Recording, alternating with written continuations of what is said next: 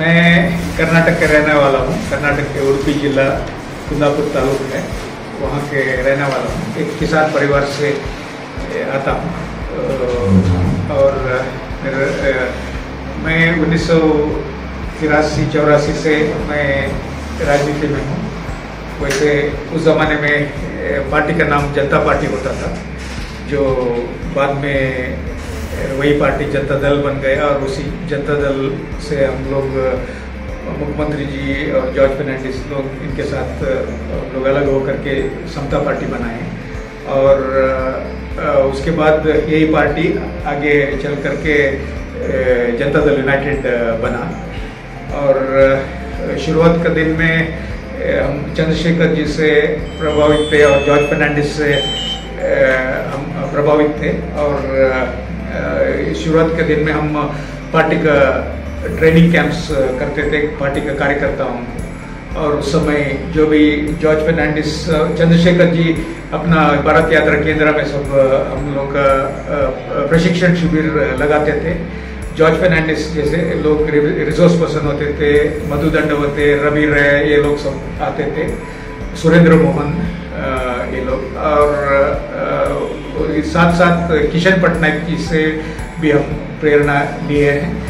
वो हम लोग के पार्टी में नहीं थे लेकिन फिर भी समाजवादी थे। और वैसे जॉर्ज फर्नांडिस और ये जो 1977 में उद्योग मंत्री रहते हुए उन्होंने देश का जो इंडस्ट्री पॉलिसी उन्होंने जो बनाया, उन्होंने छोटे उद्योगों को जो बढ़ावा दिया। जैसे खादी के बारे में उन्होंने लोगों को बोलते थे कि देश में सबसे बड़ा समस्या बेरोजगारी का समस्या है और इसके लिए सब पार्टी के कार्यकर्ता लोग खादी कपड़ा पहनना चाहिए। खादी कपड़ा पहनना चाहिए इसीलिए कि इससे रोजगार बढ़ेगा। जो छोटे उद्योग में, कुटीर उद्योग और छोटे उद्योग में तो लार्ज स्केल इंडस्ट्री और मीडियम स्केल इंडस्ट्री के तुलना में ये चीज में ज्यादा रोजगार बहुत गुना ज्यादा होता है। तो हमारे देश में पूंजी कम है और काम करने वाले हाथ ज्यादा है। तो इसीलिए जब तक इसलिए पार्टी के कार्यकर्ताओं को इस बारे में उनको काम करना चाहिए करके वो बताते थे। ये सब चीज में हम इंस्पायर्ड थे। और बेरोजगारी सारे देश का सारा जो समस्या है इसका माँ है। तो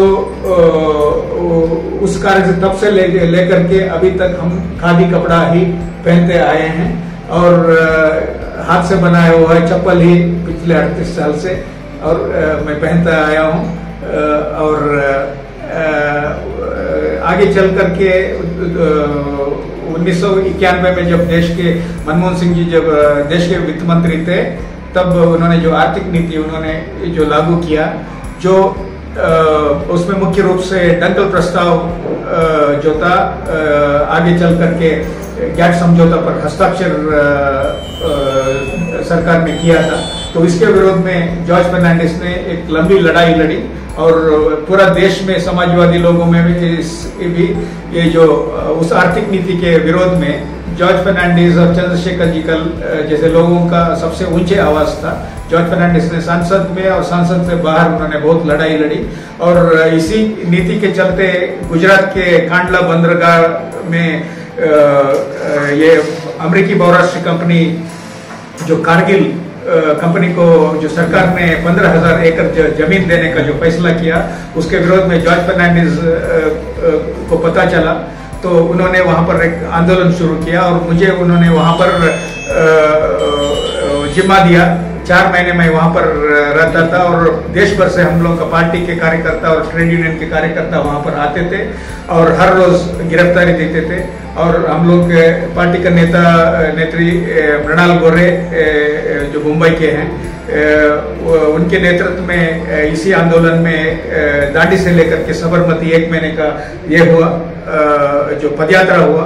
और जॉर्ज फर्नांडिस ने एक तरफ से हर रोज गिरफ्तारी वाला जो कार्यक्रम आंदोलन वहां पर कांडला में शुरू किया ही थे, और साथ साथ उन्होंने इसमें गुजरात के हाईकोर्ट गांधीनगर हाईकोर्ट में उन्होंने पब्लिक इंटरेस्ट लिटिगेशन उन्होंने जो फाइल किया, जिसमें उन्होंने बिना वकील रखे हुए खुद उन्होंने वहां पर बहस की कोर्ट में, और 4 महीने के बाद हम लोगों को जो जीत मिली वहां पर, सबसे दुनिया के सबसे बड़ा जो बहुराष्ट्रीय कंपनी है वो बीच का कंपनी है भी है, यहाँ पर उसी कंपनी को नमक बनाने के लिए परमिशन दिया था, तो वो अपना प्रस्ताव जब वापस लिए हम लोग को सब